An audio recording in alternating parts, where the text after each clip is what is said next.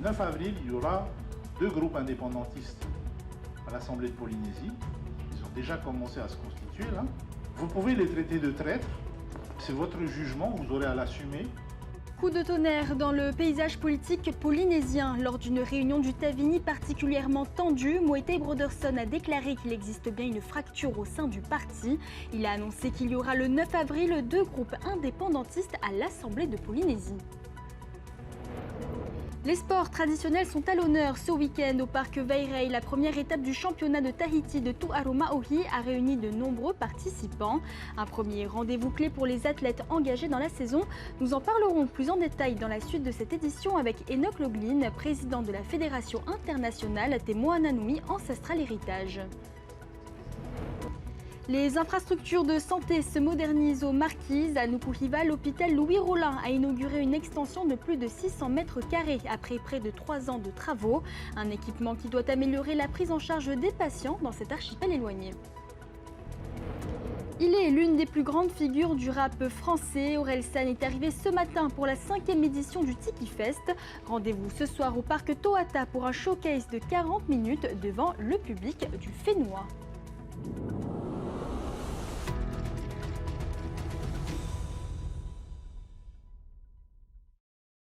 Une fracture désormais assumée au sein du Tavini Huiratira. La cassure est actée. La réunion prévue cet après-midi pour tirer les enseignements des défaites au municipal a finalement mis en lumière la rupture entre 2 courants de pensée. Direct, le président Moetai Broderson a annoncé la création d'un nouveau groupe indépendantiste à l'Assemblée. C'est un reportage de Thomas Chabrol et Rarahu Mahachong. Côte à côte à leur arrivée, mais divisés sur leur vision politique, face à 150 personnes, militants, membres des comités, conseils des sages et membres du gouvernement, Oscar Temaru et Moetai Broderson ont fait une mise au point sur leurs opinions divergentes. Les tensions au sein du parti indépendantiste depuis plusieurs mois aboutissent aujourd'hui à une cassure, admet le président du pays. Mais encore une fois, les choses sur lesquelles je suis aujourd'hui en désaccord avec la ligne du parti, pour moi, ce n'est pas négociable. Je ne vais pas changer d'avis sur la nécessité d'un référendum. Vous pourrez me demander ça dans tous les sens. Je ne vais pas changer d'avis, parce que c'est ma conviction profonde, comme je respecte les convictions profondes de chacun autour de cette table. Hier, dans un communiqué, le Tavini appelait le gouvernement et les élus à un réalignement immédiat sur les priorités fixées. Cet après-midi, Moetai Broderson réaffirme sans détour ses convictions sur des grands sujets de société. Je ne vais pas changer d'avis sur l'exploitation des fonds marins. Il ne faut pas me demander ça. Je ne vais pas changer d'avis sur plein d'autres sujets sur lesquels on est en désaccord. Maintenant, il faut clarifier les choses. Mais il ne faut pas penser qu'on va pouvoir mettre tous ces désaccords sous le tapis et reprendre comme si de rien n'était. Ça, c'est pas possible. Pas possible. La scission est actée. Face aux militants, l'annonce sonne comme un point de non-retour. Le parti sera divisé à l'Assemblée. Le 9 avril, il y aura 2 groupes indépendantistes à l'Assemblée de Polynésie. Ils ont déjà commencé à se constituer là. Vous pouvez les traiter de traîtres. C'est votre jugement, vous aurez à l'assumer. Mais qui les a choisis en 2023? C'est le Tavini Huiratira. La réunion organisée pour tirer les enseignements de la déroute électorale des municipales marque un tournant au sein du parti. Pour Gilles Tefatao, militant et ancien ministre, l'électorat ne sait plus qui suivre. Avec 2 chefs qui nous disent 2 instructions différentes et 2 objectifs différents, comment? Il ne faut pas s'en étonner qu'aujourd'hui l'électorat ne comprend plus.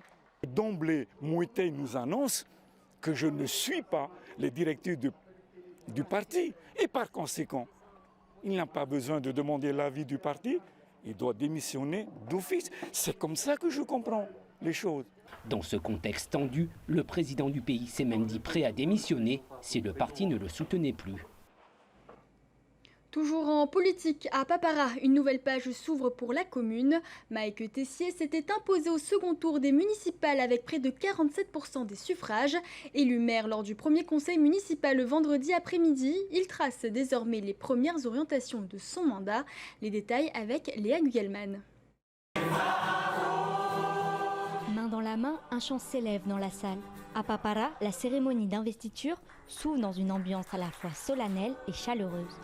Un vent nouveau souffle sur la commune, avec l'élection de Mac Tessier à la tête de la mairie. Avec 26 voix, il est élu Tavana à l'unanimité. On apporte notre pierre à l'édifice et c'est comme ça que le travail que l'on veut pour Papara, que ça soit toujours festif et que les gens soient heureux. Il faut que je vois mon équipe et surtout les adjoints et mettre en place déjà nos priorités. Parce que ce ne sont que des priorités, donc on mettra en place une des priorités déjà. La séance se déroule sans la présence de 6 élus de l'opposition qui n'ont pas pris part au vote. 6 de l'opposition, donc le groupe top, je les respecte. Et bon, ils n'ont pas pu être là aujourd'hui, on respecte leur choix. Peut-être qu'ils ne sont pas pris là aujourd'hui et ça viendra ensuite. Après l'élection des 9 adjoints sous les applaudissements, la cérémonie s'achève comme elle avait commencé, en chanson, scellant l'entrée en fonction du nouveau Tavana. À Teirapu Est, l'heure est également au changement. Willy Chongsao a officiellement pris ses fonctions de maire ce matin après avoir recueilli plus de 46% des suffrages. Une majorité solide et les premiers projets déjà sur la table, comme l'a constaté Davidson Bennett. Une passation sans tension, une élection sans appel. Au conseil municipal, la majorité est écrasante, 26 sièges sur 33 pour le nouveau maire. Une domination qui lui permet de constituer rapidement son équipe, 9 adjoints et 4 maires délégués. Bon, effectivement, les résultats des élections l'ont bien traduit. On a une nette avance, donc on a gagné dans tous les bureaux de vote. Et effectivement, aujourd'hui, on a tous les adjoints et tous les maires délégués avec nous. J'ai tendu la main et ils ont répondu déjà avant que je dise que je tendais la main surtout à l'opposition. Et ils ont tous soutenu ma candidature. Un geste d'ouverture confirmé dès l'installation. Chaque élu, majorité comme opposition, reçoit son écharpe, un symbole d'unité affiché dès le premier jour. Pas oublier qu'après les élections, c'est 33 conseillers municipaux qui sont élus. On est tous élus, j'ai été choisi par la population et on doit respecter ce choix. C'est pour ça que je vais marquer que même les autres élus, ils ont droit à l'écharpe. Si la victoire est large, certaines évolutions restent en cours côté opposition, notamment pour la répartition définitive des sièges. Mais pour le nouveau Tavana, pas de temps à perdre. Première priorité annoncée, un dossier essentiel pour la commune. Dès cet après-midi, on commence à travailler. Semaine prochaine, il y a pas mal de réunions. Et dès jeudi prochain, il y a un premier conseil municipal qui se tient.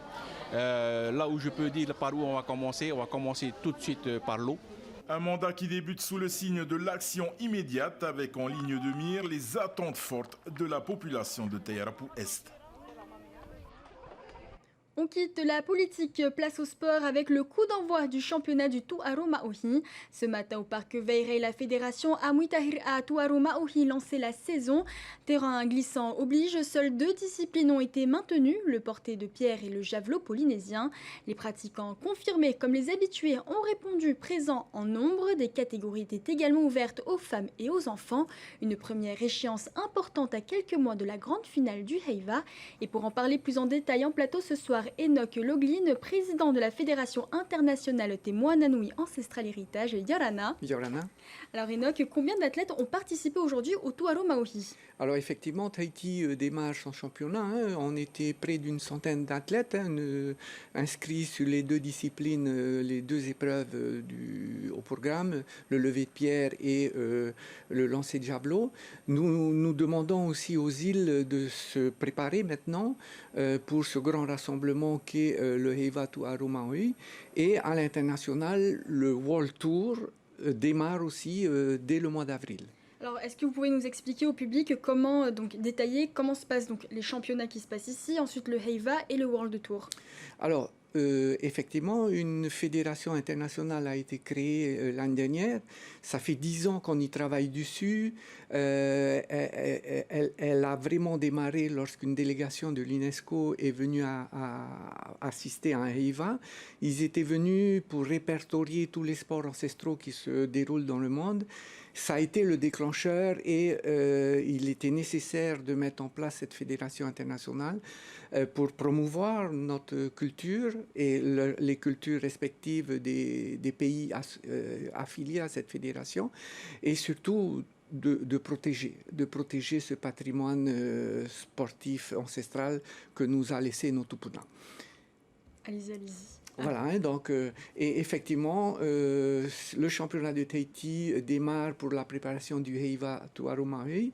Et donc, à l'international, le World Tour se met en place avec le Heiva Miami en avril, suivi de notre Heiva Tuaru Maui, qui est aujourd'hui une rencontre internationale, par la Te Moana Nui Tuaru Maori au Cook Island le 1er et le 2 août, suivi par la Te Moana Nui Ancestral Heritage avec nos amis hawaïens, manifestation qui prend l'ampleur, sponsorisée par Waimea Valley et Tahiti Mana. Et l'année prochaine, en début d'année, un championnat du monde de levée de pierre en Nouvelle-Zélande. Alors comment se préparent les athlètes face à toutes ces compétitions et à toutes ces disciplines? Alors, c'est les championnats de Tahiti, les îles, hein, je voudrais dire aussi les îles est un vivier très important de licenciés, se préparent et tout le monde se prépare pour cette rencontre internationale qui est le Heiva Tuaru Maui, qui est prévue cette année les 11, 12 et 14 juillet à Tahiti. Et puis, bon, suivra les sélectives aussi pour la participation au World Tour. Ce World Tour devrait nous amener en 2028 à une participation au Festival des Arts qui est prévu à Nouméa. Les contacts sont très positifs. Et plus loin dans les échéances, là aussi, nous avons énormément de contacts avec l'organisateur des Jeux Olympiques qui va se dérouler en Australie. On ne sera pas aux Jeux, mais l'idée est d'être en exhibition lors de ces Jeux. Et on ne sera pas aussi aux Jeux du Pacifique, mais avec nos amis, nous sommes en train à l'international, nous sommes en train de créer une organisation similaire. Et en juillet, on recevra un ambassadeur qui représentera les tribus indiennes, parce qu'eux aussi font du sport traditionnel.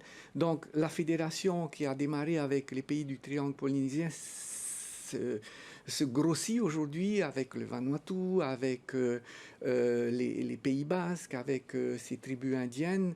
Et c'est une bonne chose, c'est une source de motivation pour nos athlètes locaux. Et justement, quel est le niveau de nos athlètes locaux face à toutes ces personnes internationales?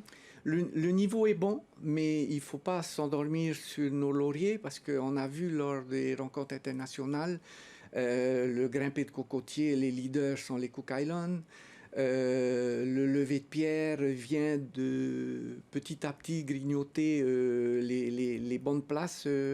Donc c'est pour ça qu'il faut absolument qu'on ait un calendrier qui permette à nos athlètes de s'entraîner et de se préparer à ces échéances à l'international. Alors on sait que les Tuaru Maori, c'est un véritable patrimoine culturel pour nos sports ici locaux, mais quelle place occupe aujourd'hui la jeunesse là-dedans? C'est une de nos priorités, et la jeunesse, lorsqu'ils s'y mettent, ils viennent avec foi, non pas avec contrainte ni avec obligation, et ça c'est une bonne chose. Parce que c'est comme la danse, c'est comme le vin. C'est pour ça que nos objectifs, c'est effectivement d'attirer les jeunes. Et grâce aux initiatives du ministre de l'Éducation, maintenant, dans les écoles, est pratiqué le sport traditionnel, comme est pratiqué le football et d'autres sports. Mais nous tenons à le faire en respectant l'origine. C'est pour ça toute organisation dans les écoles est faite avec la légende, est faite en langue polynésienne, de façon à ne pas dénaturer ce patrimoine culturel que nous a laissé nos tupuna et qui est une fierté pour nous, un honneur de faire revivre ça et de promouvoir cette partie de notre culture. Merci beaucoup, Enoch Loglin, d'avoir accepté notre invitation. Merci. Et sur le terrain, justement, je vous propose à présent d'aller à Taha'a à la rencontre de l'AS Team Terapu, une équipe récente et déjà en plein d'ascension dans les Raromatai. Immersion à l'entraînement avec Punua Toti et Hinatea Mare. Performer et être le meilleur, c'est la devise de l'AS Terapu. L'équipe le sait, pour atteindre son objectif, il faudra tout donner. Au programme de l'entraînement, des passes stratégiques et un style de jeu axé sur la cohésion. Une ambition clairement portée par l'entraîneur. Après, on met les phases de jeu en place. Okay, les allées défendent, les attaquants ils attaquent en faisant les phases de jeu.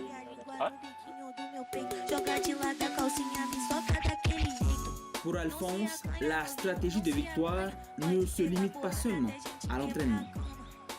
L'objectif cette année, c'est de pouvoir passer dans les phases de 8e quart de finale de la Coupe Polynésie.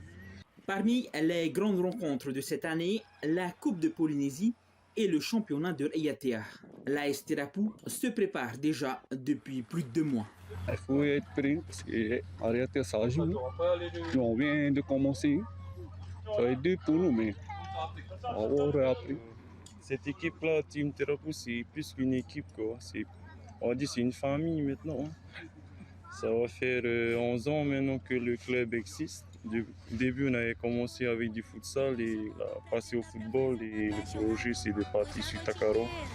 Mais l'effort ne s'arrête pas à la fin de l'entraînement. Les athlètes devront aussi se mobiliser pour plusieurs actions de récolte de fonds en vue des projets 2026.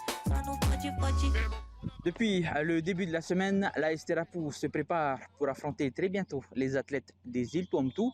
Objectif de la Team Terapu, être au top 1 des îles Raromatei. Après le sport, un enjeu essentiel, celui de la santé. Aux Marquises, l'hôpital Louis-Rollin de Nukuhiva poursuit sa transformation. Après près de 3 ans de travaux, une extension majeure de plus de 600 mètres carrés a été inaugurée jeudi. Un renforcement important de l'accès aux soins dans l'archipel. C'est un reportage de Thomas Chabrol et Nathan Houkena. L'extension de l'hôpital Louis-Rollin, officiellement inaugurée. Ce chantier, lancé en juillet 2023 avec la pose de la première pierre, répond à un besoin crucial, renforcer l'offre de soins dans les îles éloignées. Ça fait 6 ans que l'idée avait germé. On a passé 3 ans, nous, à le construire. On a mis les efforts nécessaires et on y est arrivé. C'est un investissement pour la santé de proximité. Ce nouveau bâtiment de 600 mètres carrés accueille un laboratoire d'analyse médicale, des espaces de consultation de médecine générale et spécialisée, ainsi qu'un pôle dédié à la prévention et à la promotion de la santé. Pour le personnel soignant, la prise en charge des patients sera ainsi mieux organisée. Ce dispensaire va aider à trier un peu les malades à l'entrée de l'hôpital, admettre dans l'hôpital seulement ceux qui ont besoin de soins un peu marqués. Par contre, tous les autres seront vus un peu en consultation externe, ce qui va normalement alléger la charge de travail de l'hôpital. Selon la direction de la santé, l'hôpital Louis-Rollin devient ainsi l'un des établissements les plus complets avec cette nouvelle offre de soins dite primaire. Elle permet aussi aux habitants de ne pas se rendre forcément à Tahiti pour une consultation. Dans ces soins de premier recours, il y a tout ce qui est soins de prévention, soins de dépistage, qui ne nécessitent pas nécessairement un plateau technique élevé et qui nécessitent néanmoins une organisation spécifique. Cette extension estimée à 835 millions de francs a été financée par l'État et le pays. Ce développement de la santé de proximité vise aussi à attirer davantage de personnel soignant dans ces zones isolées. Dans un autre registre, place à l'ingéniosité et au recyclage avec ce concours organisé par Gaz de Tahiti. 6 établissements se sont prêtés à l'exercice, le RSMA, les CJA de Fa'a, Papara et Papeno ainsi que les lycées professionnels de Tairapunui et de Fa'a. Transformer, réinventer, donner une nouvelle vie aux bonbonnes de gaz en 6 mois. Les lauréats ont été récompensés cette semaine à l'Université de la Polynésie française, avec en tête les élèves du lycée professionnel de Fa'a et leur FAATT.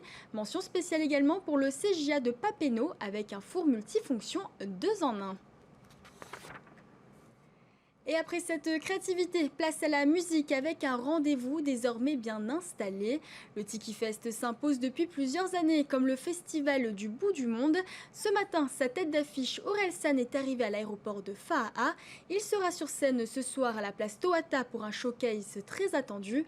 Une deuxième participation après celle de 2023 pour le rappeur français. Notre journaliste Léa Gugelman l'a rencontré. Ce samedi matin, Orelsan a foulé le sol de Tahiti sous un accueil marquisien vibrant. Tambours, chants et danseurs ont accompagné son arrivée. En tournée dans toute la France avec 43 dates, le rappeur fait son grand retour à Tahiti en tête d'affiche du Tiki Fest 2026. Je suis trop content d'être là, non, je suis pressé. Et rien que, tu vois, moi je suis habillé encore en hiver, on arrive, il fait beau, on est accueilli par des fleurs et de la danse, c'est trop bien. Non, je suis heureux, ça fait depuis qu'on sait qu'on va venir ici, déjà quand on nous a proposé, on a dit oui direct, quoi.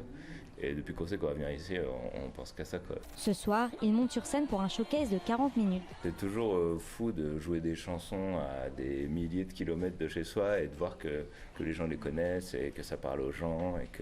Donc ça, c'est extraordinaire aussi, quoi. On est d'habitude, on est 104 sur la route, mais évidemment, là, on n'a pas pu ramener le décor et tout. Donc c'est un peu plus libre. Ça veut dire si je vois qu'il y a un morceau qui plaît moins, je change. C'est un peu plus ambiance showcase, quoi. Mais c'est cool aussi parce qu'il y a un côté un peu plus spontané. Le concert se déroule au parc Tohata, où Orelsan partage l'affiche avec The Avener ou encore Temae Records.